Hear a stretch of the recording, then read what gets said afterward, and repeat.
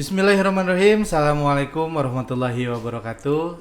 Waalaikumsalam warahmatullahi wabarakatuh. Sahabat YouTube SMP Asalam, balik lagi di program BBC Bincang-Bincang Ceria. Alhamdulillah.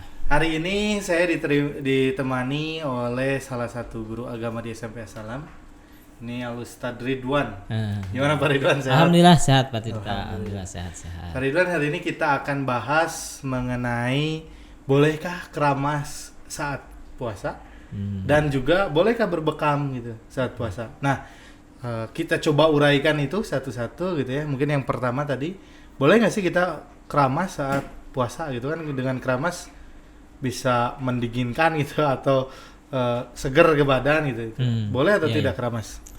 Baik, alhamdulillah kita ucapkan ya sahabat BBC semua. Alhamdulillah kita ucapkan dengan ucapan alhamdulillah, bersalawat kita kepada Nabi Muhammad SAW. Berkaitan dengan bolehkah kita berkeramas ketika sedang berpuasa gitu ya kita ya. Sesungguhnya berkeramas ataupun mandi apapun apa itu sesungguhnya dibolehkan jadi kalau misalkan jadi tidak membatalkan secara utuh gitu Pak Tirta. Oh jadi keramas boleh gitu? Keramas boleh, mandi kan juga boleh. Kalau misalkan mandi mau keramas juga supaya menyegarkan badan itu boleh. Nah, yang tidak boleh itu gimana? Jadi yang tidak boleh itu ketika kita keramas ataupun mandi itu meminum sengaja. Nah itu pasti.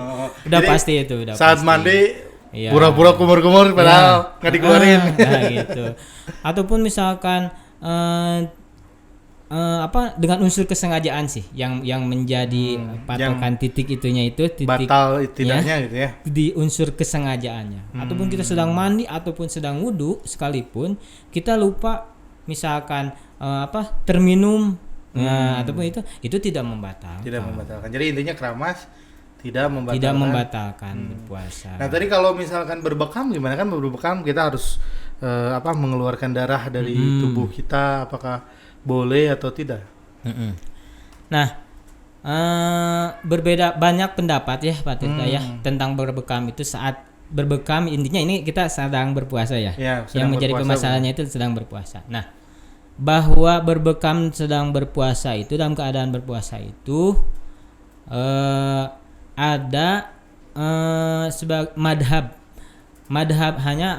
Hambali yang membatalkan puasa dengan berbekam gitu. Oh jadi hanya madhab Hambali yang menggolongkan bekam ke membatalkan puasa. Membatalkan puasa iya. Sisanya bahkan jumhur ulama artinya mayoritas madhab itu membolehkan. Artinya tidak membatalkan. Tidak membatalkan. Jadi hanya walaupun ada yang berpendapat misalkan bahwa jangan berbekam karena berbekam itu membatalkan puasa gitu itu, maka dia berpendapat dengan madhab imam berpedoman kepada madhab Hambali. Seperti itu. Nah. Kalau misalkan kita tadi berbekam, kalau kasusnya seperti sekarang lagi musim penyakit. Gitu kan ya, otomatis kita memerlukan cek lab gitu kan. Misalkan lagi puasa, kita ambil darah untuk dicek gitu. Itu gimana? Ya, itu artinya sama Pak Tirta. Sama, prosesnya sama seperti kita berbekam. Karena berbekam juga kan mengeluarkan darah dari anggota tubuh. Anggota tubuh tertentu, apalagi itu cek lab itu kan kalau cek lab itu mengeluarkan darahnya tidak terlalu banyak. Sedikit. Tapi kan ada yang diambil pakai suntikan gitu berapa mili gitu itu boleh? Iya, boleh. Boleh. Kalau berbekam itu bahkan bisa lebih dari itu lah kalau misalkan. Berbekam itu bisa lebih banyak ya? Iya, keluarnya. Bahkan menurut pakar medis bekam ya. Jadi ketika lambung itu sedang kosong itu saatnya bagus untuk berbekam karena lambung dalam keadaan kosong. Betul, itu sangat bagus gitu. Menurut peneliti para medis tentang pakar bekam lah itu seperti tentang itu. Bekam itu ya. Nah kalau misalkan tadi kan bekam terus cek lab. Nah kalau kasusnya kita ingin mendonorkan darah saat puasa gitu kan, otomatis kita diambil. Tapi efeknya kalau donor darah biasanya lemes, pusing. Itu gimana hukumnya? Nah kalaupun misalkan ya entah apa itu mau berbekam, apa itu mau mendonorkan darah. Ketika dia misalkan mau mendonorkan darah, ketika dia yakin nih mau dengan berdonor ini tidak akan menjadi madarat bagi dirinya. Nah, itu boleh. Tidak akan mendorong ke membatalkan gitu ya? Iya, tidak akan mendorongkan kepada membatalkan gitu. Kalau misalkan donor karena biar lemas, biar ya. Ya. Jadi ini jangankan kita berbekam ataupun donor darah, ketika kita tidak berbekam ataupun tidak mendonorkan darah, ketika kita tidak kuat pun ya, tidak kuat pun untuk berpuasa gitu ya. Nah, tidak apa-apa, tidak perlu sakit, itu boleh saja berbuka gitu. Jadi apalagi kalau berbekam. Jadi kalaupun misalkan berbekamnya itu tidak akan mendapatkan efek yang melemaskan dan lain, itu boleh-boleh saja, ataupun mendonor ya yang tadi ditanyakan seperti itu. Okay. Bahkan Pak Tirta ya bahwa berbekam itu Nabi pernah berbekam ketika berpuasa, gitu. Ketika berpuasa. Jadi balik dari tadi ke tadi bahwa hadis yang mengatakan abtarul hazim wal mahjum, maka batallah orang yang berbekam dan yang dibekamnya itu membatal. Maka itu hadisnya yaitu mansuh, artinya terhapus oleh hadis, bahwa salah satu hadis bahwa Nabi pernah berbekam ketika sedang berpuasa, seperti itu. Walaupun jadi puasanya puasa Ramadan itu bukan sunnah. Iya, puasa Ramadan seperti itu. Bahkan Nabi ketika ihram pun pernah berbekam. Terus ketika waktu mengeluarkan racun, kan suatu ketika Nabi pernah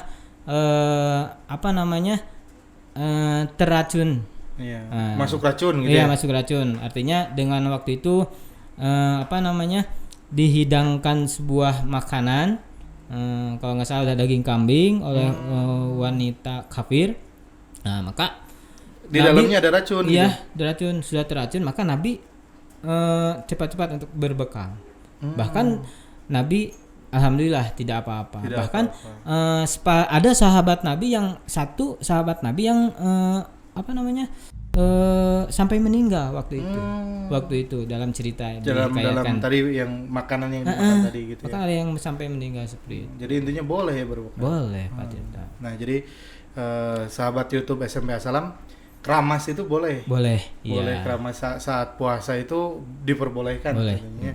Terus berbekam atau ambil darah untuk untuk cek lab atau donor juga boleh, asal tidak mengganggu, tidak mendarat gitu, dengan tidak muncul mendonorkan ataupun berbekam gitu. Ya gitu, intinya seperti itu.